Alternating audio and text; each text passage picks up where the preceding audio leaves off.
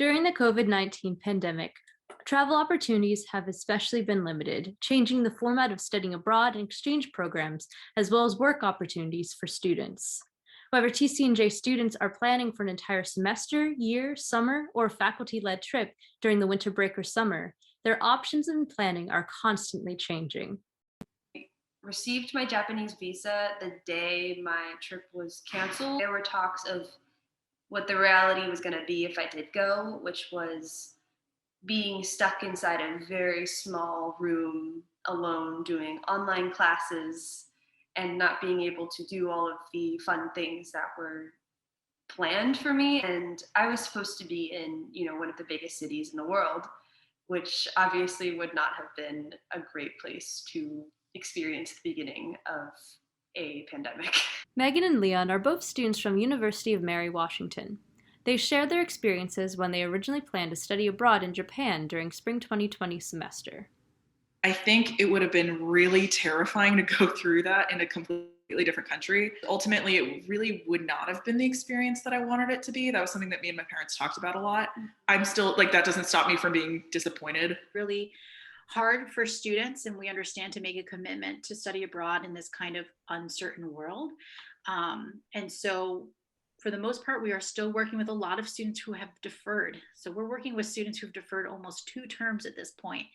And so students are still holding out hope that they will be able to make study abroad an experience, a part of their 4 years at TC&J.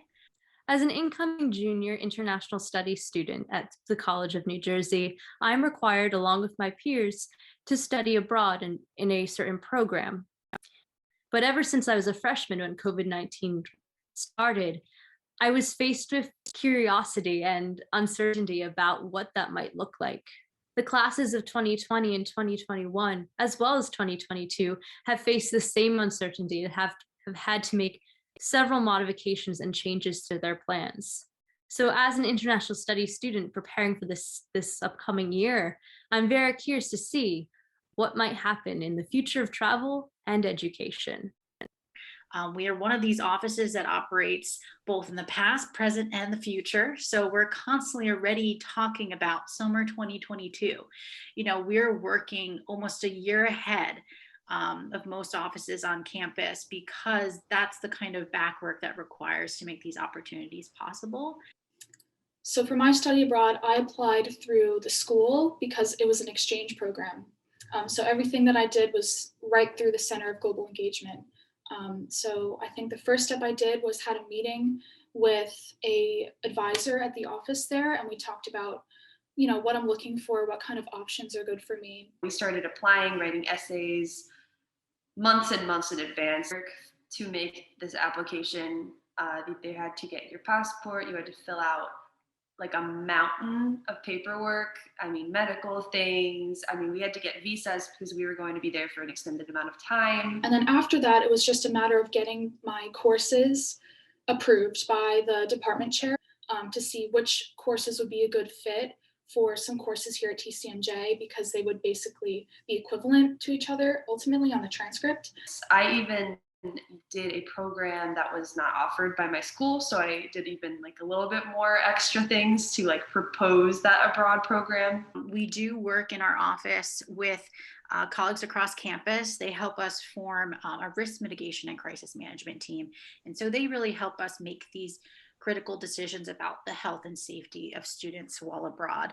A lot of the things that students may not always consider when they're thinking about study abroad, and it's a little bit more complicated now because of COVID, is there's a lot of in-country limitations that we have to take consideration. One of my friends that was supposed to come to my university as well, she actually did the online university version of studying abroad. So she just stayed here and took online classes that were in Japan time. So they were at 3 a.m. or 2 a.m.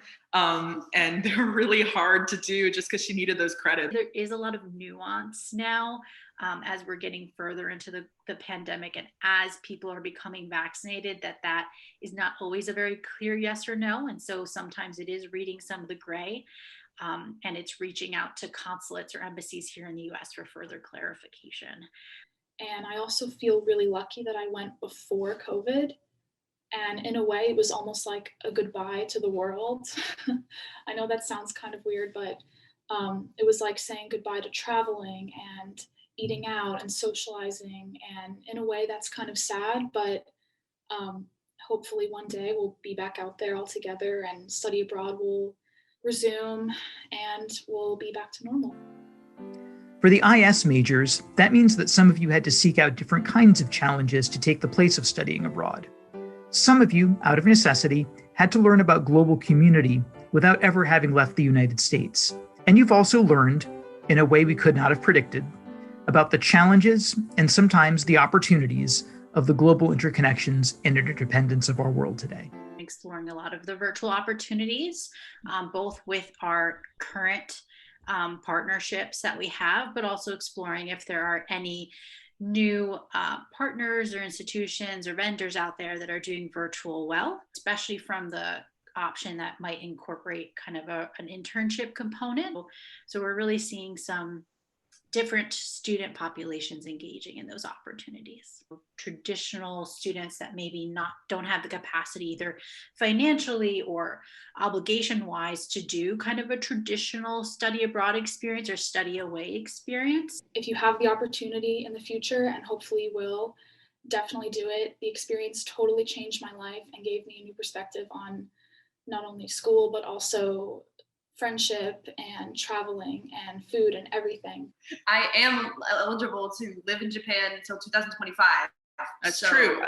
We had to redo our passports. After this, whoever didn't get to go and really wanted to go will just be able to go abroad, even if it's not studying. It doesn't change the fact that I still want to go to Japan.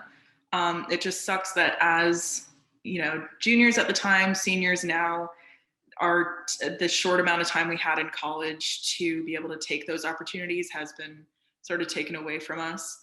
So I'd say for the student who's kind of unsure where to start, coming to one of our Study Abroad 101 sessions that we host bi-weekly on Wednesdays, read the brochure pages or explore a country that may be of interest to you, and that might help guide the direction. Our office is still here as a resource for you just to talk about the future.